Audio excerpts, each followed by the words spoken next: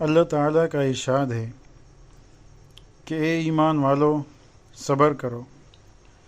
مسلم شریف کی ایک حدیث ہے، رسول اللہ صلی اللہ علیہ وآلہ وسلم نے فرمایا کہ تعجب ہے مومن پر کہ اس کی ہر بات بہتر ہے، یہ بات مومن کے سوا ہر ایک کو میسر نہیں۔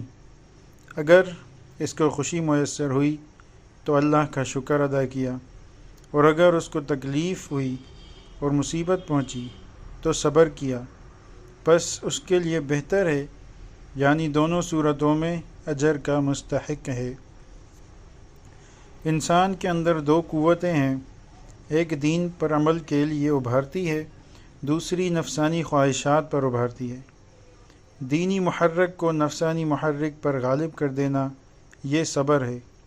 اس کو حاصل کرنے کا طریقہ یہ ہے کہ نفسانی خواہشات کو ترک کرے، اور اگر تقاضا پیدا ہو اس کے خلاف عمل کر کے اس قوت کو کمزور کر دینا چاہیے۔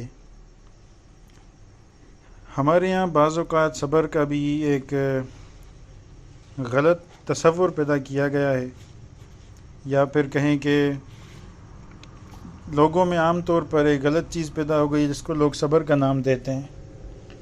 اس کی اکثر میں مثال ایسے دیا کرتا ہوں کہ اگر آپ کو کوئی تکلیف پہنچی، آپ کا کوئی عزیز گزر گیا، وفات کر گیا، یا آپ کو کوئی تکلیف ہوئی، کوئی آپ کی ٹانگ ٹوٹ گئی، یا کوئی بھی مطلب دنیاوی آپ کے اوپر مصیبت آئی۔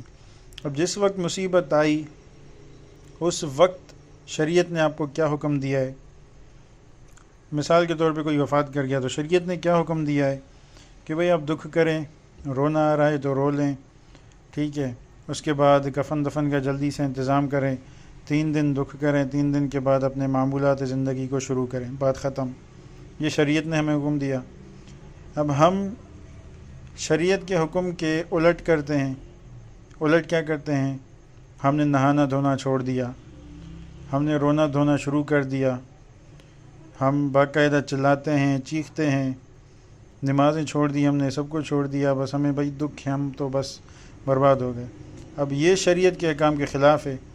اور اس کے بعد جب ہم اپنی مرضی پوری کر لیتے ہیں، اپنے دل سے جو بھی ہم نے کرنا تھا وہ ہم نے کر لیا، اس کے بعد پھر ہم کہتے ہیں کہ اب ہم صبر کر رہے ہیں، اللہ ہمیں صبر دے گا، تو یہ صبر نہیں ہو سکتا۔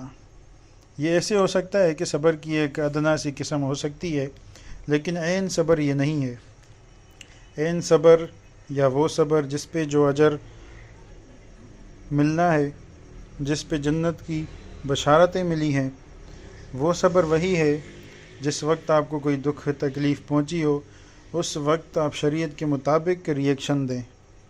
شریعت نے کہا کہ آپ کو نماز نہیں چھوڑنی، کچھ بھی ہو جائے، تو کتنے کوئی بھی بڑے سے بڑا دکھ آپ کے اوپر پہنچے، آپ نمازوں کو قائم رکھیں۔ شریعت نے کہا آپ نے صاف ستھرائی رکھنی ہے، بڑے سے بڑا دکھ ہو آپ نے صاف ستھرا رہنا ہے اور اسی وقت میں رہنا ہے، تو یہ ہوگا آپ کا شرعاً صبر، شریعت کے مطابق صبر۔ لیکن اگر آپ نے اپنی مرضی چلائی، سکون سے اپنی مرضی سے جو کرنا تھا، رونا دھونا پیٹنا یہ وہ، لوگ تو پتہ نہیں کیا کیا کچھ بھی کہہ بھی دیتے ہیں خاص بعض اوقات کہ نعوذ باللہ، میں بڑی بری باتیں کر لیتے ہیں کہ میرے ساتھ ہی یہ ہونا تھا وغیرہ وغیرہ، تو مطلب سب کچھ کر کے بعد میں پھر کہنا ہے کہ بھئی اب تو صبر ہی کر سکتے ہیں، تو یہ اکثر ہمارا صبر نہیں ہوتا، اور اس پر ہمیں اجر بھی نہیں ملتا۔ اور اس سے دوسرا نقصان کیا ہوتا ہے کہ ہماری زندگی بھی آسان نہیں ہوتی۔ ہم اپنے آپ میں خوش رہتے ہیں، خوش فہمی میں مبتلا ہوتے ہیں کہ ہم نے صبر کر لیا، اب ہمارے مزے ہو گئے، لیکن اصل میں یہ چیز صبر میں نہیں آتی۔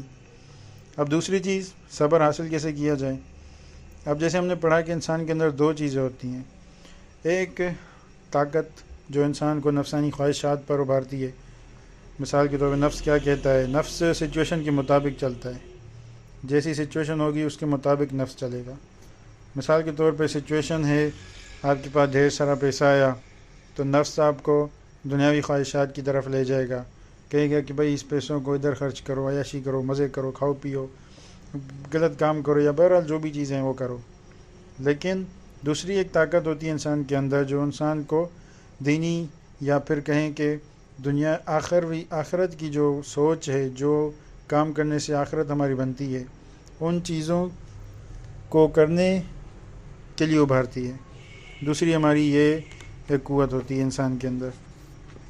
تو ہمیں کیا کرنا ہے؟ ہمیں بالکل اس قوت کو جو کہ ہمیں گناہوں کی طرف کرتی ہے راغب، اس کو ہمیں ختم کرنا ہے۔ اس کو کیسے ختم کیا جائے؟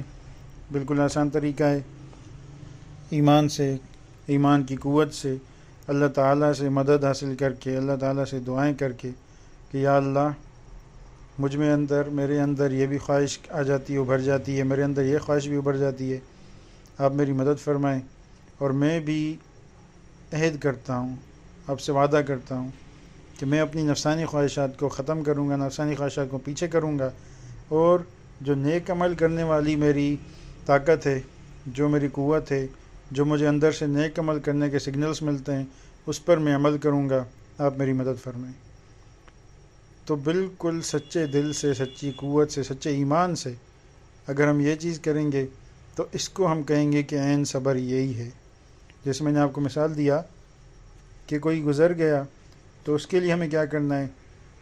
اب یہاں پہ ہمارا نفس کہے گا کہ روو دھوو، نہانا دھونا بھی چھوڑ دو، نمازیں چھوڑ دو، سب کچھ چھوڑ دو، بس بیٹھے رہو رونے دھونے پہ، یہ ہمارا نفس کہے گا ہمیں۔ لیکن ہم نے کیا کرنا ہے؟ اس نفس کو ہم نے دبانا ہے، اور شرعاً جو ہمیں احکامات ملے اس کو ہم نے عمل کرنا ہے۔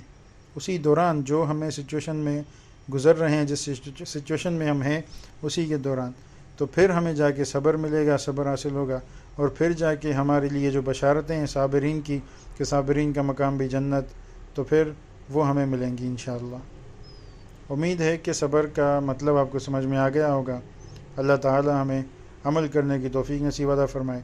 میں یہ بھی جانتا ہوں کہ بہت مشکل ہوتا ہے جب انسان کے اوپر ایسی سچویشن، ایسے حالات آ جاتے ہیں، صبر کرنا بڑا مشکل ہوتا ہے۔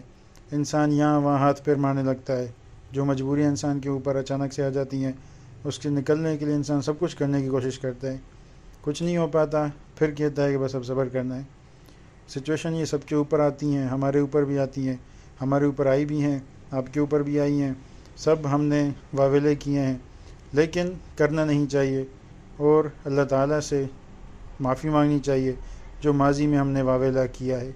اللہ تعالیٰ سے معافی مانگنی چاہیے، اللہ تعالیٰ کے حضور رجوع کرنا چاہیے کہ یا اللہ ہم سے غلطی ہو گئی، ہمیں معاف فرمائیے، اور آئندہ اگر کوئی ایسی سچویشن آ جائے تو شریعت کے مطابق اس پر ریئیکشن دے، تاکہ ہم صابرین میں شمار ہوں، اور ہمارا پھر عمل اور ہمارے ساتھ وہی برتاؤ کیا جائے گا صابرین کے ساتھ جو کیا جاتا ہے۔ انشاءاللہ جنت نصیب ہوگی، جہنم کی آگ سے ہم بچ جائیں گے۔